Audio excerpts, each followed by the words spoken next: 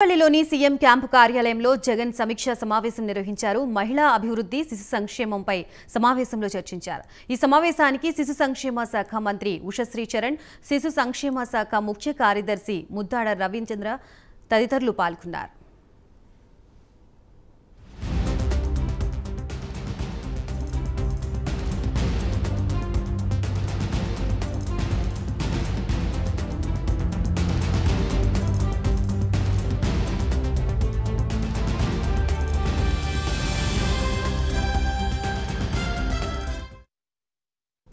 అమరావతిలో మంత్రి పెద్దిరెడ్డి రామచంద్రారెడ్డి అధ్యక్షతన జగనన్న శాశ్వత భూ హక్కు, భూరక్షపై కేబినెట్ సబ్ కమిటీ భేటీ అయింది.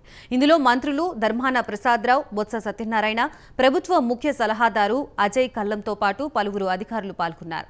సమగ్ర సర్వేపై ఇప్పటివరకు అధికారులు చేపట్టిన చర్యలపై మంత్రులు సమీక్షించారు. ఈ పథకం అమలుపై మంత్రుల కమిటీకి అధికారులు వివరాల్ని అందజేశారు. జగనన్న భూ హక్కు, భూరక్ష పథకాన్ని వైసీపీ ప్రభుత్వం ప్రతిష్టాత్మకంగా అమలు చేస్తుందని మంత్రులు అన్నారు.